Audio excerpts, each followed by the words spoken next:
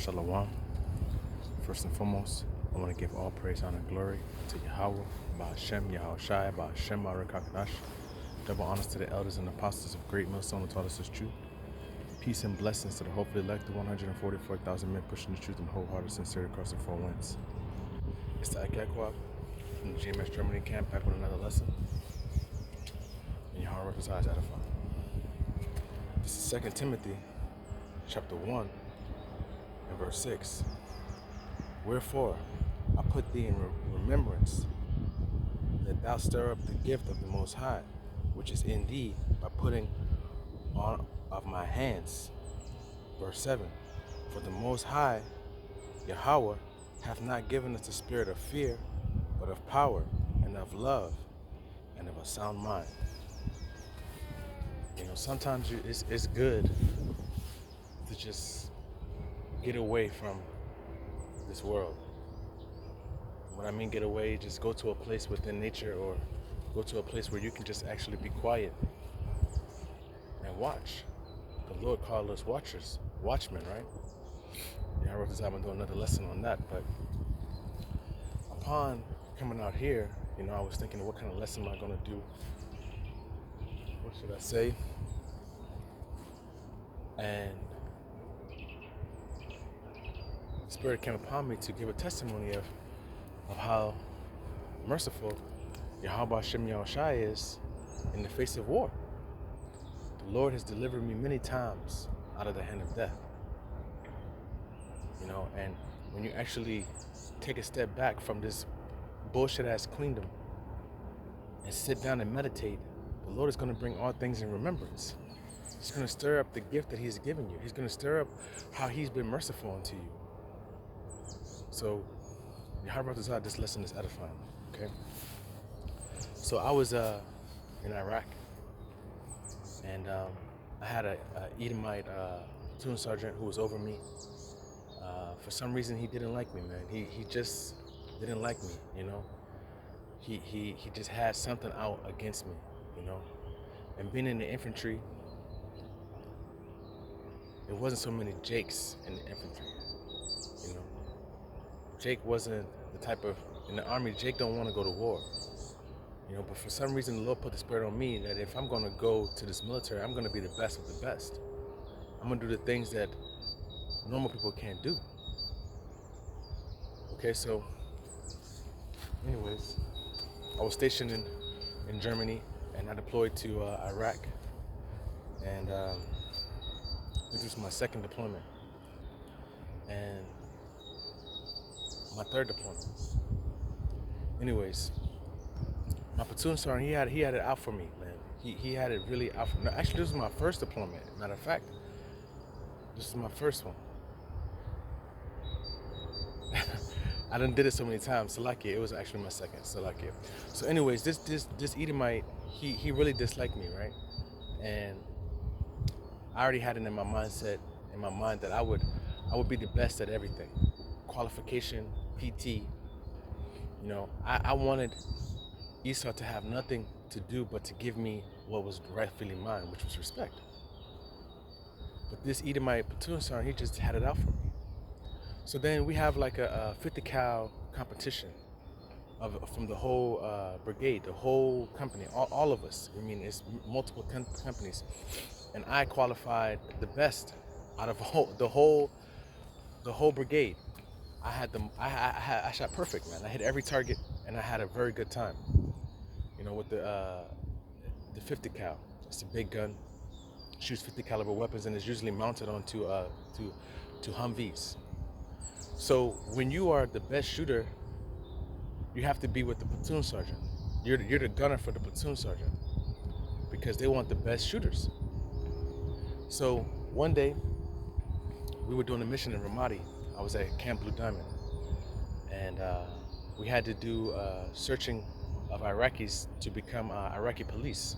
So what we would do is they would come up and we would have to search them to make sure they didn't have any weapons or bombs or anything, and then we would hide them. It's like a biometric information gathering device where you can get the fingerprint and the iris, the scan of the iris. And you gotta talk Farsi to them, you know, And I was out there and I was doing it. I spoke Farsi, not so fluently, but enough to get my point across. And my platoon sergeant was like, "Damn, you're actually a good soldier." He said this to me this day, and I remember it. So we were out there maybe 8 hours, just searching Iraqis, and then we got on the radio. We were about to break down and go back to the FOB, forward operating base, and we had a call on the radio saying that there was an IED near our location and that we needed to go check it out.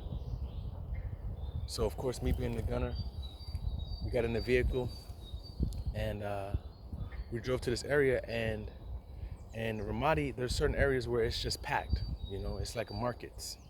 And when we turned on this road, it was completely empty. It looked like a ghost town, and the feeling, you can feel that death was there. I felt it. I felt something was not right. So he decides to, let me get out and walk. And he told me to get the binoculars and scan the road and see if you see anything unusual. So he's walking, and I'm looking with my binoculars, and I don't see anything. And there's a concertina wire. Concertina wire is the wire that they put up around prisons. And there was concertina wire on the side of this road, and there was like a sandbag in this concertina wire. I mean, and it looked like it was from the soldiers, so I didn't pay it no attention. And as we walked past it, I mean, we drove. I was in the vehicle, and everybody else was outside of the vehicle, and they walked completely past it. And we're trained to keep our vehicles at a certain distance because we have these things called LARS, a LARS device, which blocks remote controls detonations. And it gives you like a certain bubble, a radius that, it's a jamming device. So if you stay within a certain distance from the vehicle before you, it overlaps and it protects everybody within that thing. And so we're trained very diligently on this before we go over there. So we go over there, and somehow we pass this concertina wire with this little sandbag there. And when I tell you, this explosion was so loud, it was behind me, that I fell forward. I hit my head onto the 50 caliber rifle, and I kind of was dazed. And the soldiers walked right past it. We walked right past a death. And it exploded between my vehicle, which was the first vehicle, the lead vehicle, and the second vehicle. And nobody was injured. He jumps back into the vehicle, the other soldiers jump back into the vehicle, and we start driving off fast because it's a hectic thing. You want to get out of the kill radius, and nobody was injured that day. So fast forward to 2 years later, I'm getting out of, maybe even 3 years later, I don't even know how many years, but sometime later, I'm getting out of the military. I'm retiring through a medical board, and I see my platoon sergeant there. And this man has lost both his legs. He lost both his legs. He lost both his legs. Why? Because he walked on an IED, an improvised explosive device, and he lost both his legs. And now I can sit back and see, the Lord really protected me that day. He really delivered me from the grips of death. And he protected those Edomites that were around me just because of me. Now, I'm not bragging or anything, but that's what my spirit is telling me. As I sit in remembrance, thinking about all the things that I've gone through in this situation, I see that the Lord really protected me, man. And then he still gave a judgment unto this Edomite who was wicked, man. He was really wicked. He was, as you would call, racist. He didn't like black people. But he couldn't do nothing but to give me my respect because I was the best. And so you see him later on with both of his legs missing, and he looking so depressed. Yeah, we met at a bowling alley, actually. And he was like, "Damn, I remember you." And I was like, "I remember you too." He was like, "You was a good soldier." But the Lord gave him a judgment where he lost both of his legs. His wife left him, you know? And it was truly humbling to see that within my face, right in my face up front. So I know that the Lord has delivered me from death many times. And to give me this truth in these last days shows just how much mercy He has truly had for me. There are many other accounts, that I could talk about within war, because war, especially with Esau's war tactics are brutal, man. And war is brutal. War is not something that the average person can take. So that's why let me read it again.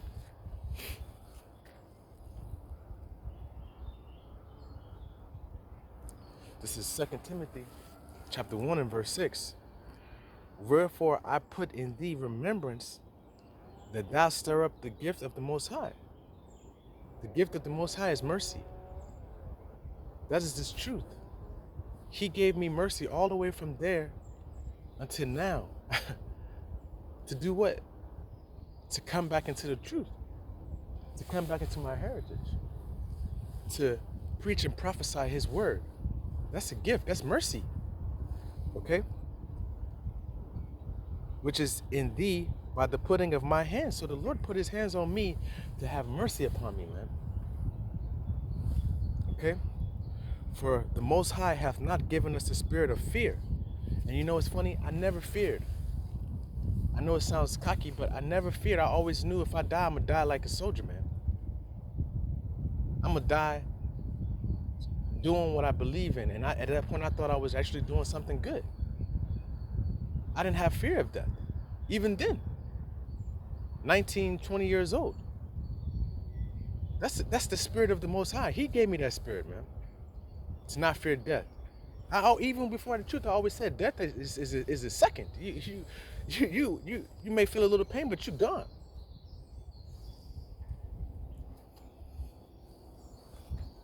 But of power and of love and of a sound mind. And the point that I really wanted to make is the sound mind. A sound mind. The Lord has given me a sound mind, that these things don't plague my mind when I sleep, man. The things that I've done, before I was in the truth, I felt guilty for. Kicking in doors and doing the deeds of Esau, man. I truly felt guilty for it. But the Lord took it away. And it's funny, he plagued men who are so, I met so many Edomites that are so ready to go to war for America. I'm ready. I'm gonna defend my country. But when they come back, they're fucking shallow, man. They're broke. They're fucking hollow shells. Nothing. On all types of fucking medications. Crying and with PTSD and doing all of these things. And I never had that problem. The Lord blessed me with a sound mind, man. A strong mind, man. So that's how I know that the Lord has had mercy on me. That's why I preach and prophesy, because I know what the Lord has put me through and the things that I've gone through. I know that the Most High is real. He exists. He exists. I always talked to Him before I was in this truth, but I didn't know who I was talking to. I didn't know His name was Yahweh and His heavenly Son was Yahweh Shai. I didn't know it, but I always knew He was there watching me. I knew that He guided me through a lot of things, man. Sniper attack. Hey, the Lord is truly merciful, man. And now in these last days, He's called me to do what? To be a soldier again. To be a soldier for Him. To ride or die for Yahweh Hashem Yahweh Shai, man. I did it for Esau. So how much more should I do it to the Heavenly Father and His only begotten Son? Be willing to lose everything. I was willing to lose everything for Esau. How much more should I be willing to lose everything for Yahweh Hashem Yahweh Shai?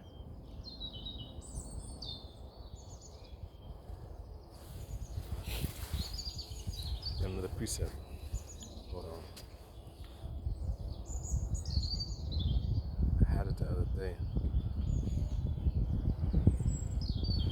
is Ecclesiasticus 43.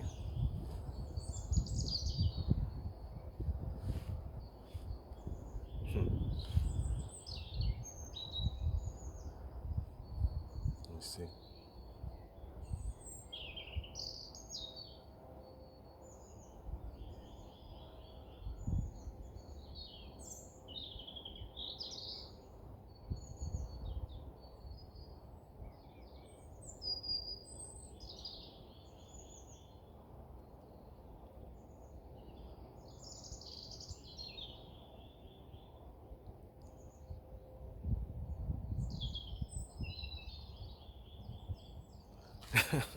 The world is truly beautiful, man. It's truly merciful. Ecclesiasticus 43 and 24.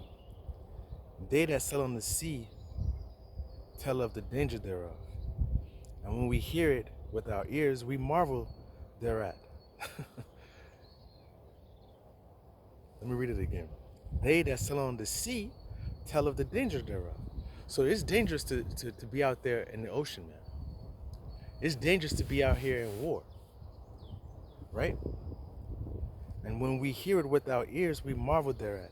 And when you hear how a man has made it through those dangers, we marvel at it, right?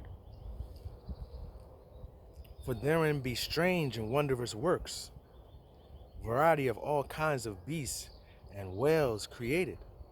And when you're amongst the sea of men who really gonna die for what they believe in, because those Iraqis, they died for what they believe in, man. They were willing to put their life on the line to prove their beings. I mean, what they truly believed in. To stand up for their families, stand up for their children and their heritage that comes after them. By him, the end of them hath prosperous works, and by his word all things consist. We may speak much and yet come short, wherefore in some he is all. Verse 28. How shall we be able to magnify him? For he is great above all his works. How can we magnify the Lord anyway? It's beautiful. It's the truth. When you look out here and you see the creation of Yahweh Shem Yahushai, and know that all things come from him, how can we magnify that? Verse 29. The Lord is terrible and very great and marvelous in his power. Verse 30. When ye glorify the Lord, exalt him as much as ye can, for even yet will he far exceed. And when ye exalt him, put forth all your strength, and be not worried, for ye can never go far enough. Simply put. Because the Lord is truly merciful and very mighty, man. He declared the end from the beginning. He wrote all of the things that I was going to go through and made sure that it happened like clockwork, man. He made sure. Who have seen him that he might tell us, and who can magnify him as he is? Verse 32. There are yet hid greater things than these be, for we have seen but a few of his works. For Yahweh hath made all things, and to the godly he hath given wisdom. So the Lord made all things, man. And unto the ones who fear him, unto the godly, to the ones that seek after Yahweh Shem Yahushai to be perfect, to be made into a righteous being, to be purged of wickedness and iniquity, to sincerely, truly want to please Yahweh Shem Yahushai. He's given them wisdom. Wisdom to understand that he has had mercy on his chosen. Yahweh brought this out that number, but I know he's had mercy on me.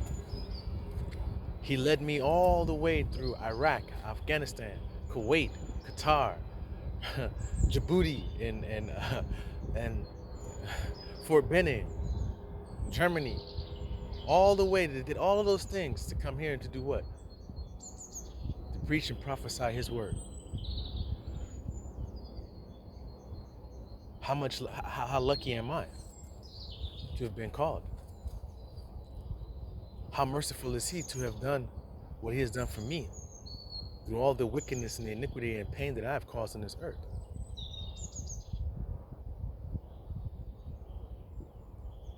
Magnify the Lord to the best of your ability. Give him praise every day and never forget the mercy that he has had upon you and your family and your children and all of the things that he has brought you through. When you have had nothing, he has been there. When you didn't have money, as a soldier, I didn't have no, hey man, it's been many times where I was completely broke, didn't have no money for my rent. And I'm a soldier of the United States military. And somehow the Lord gave me a way.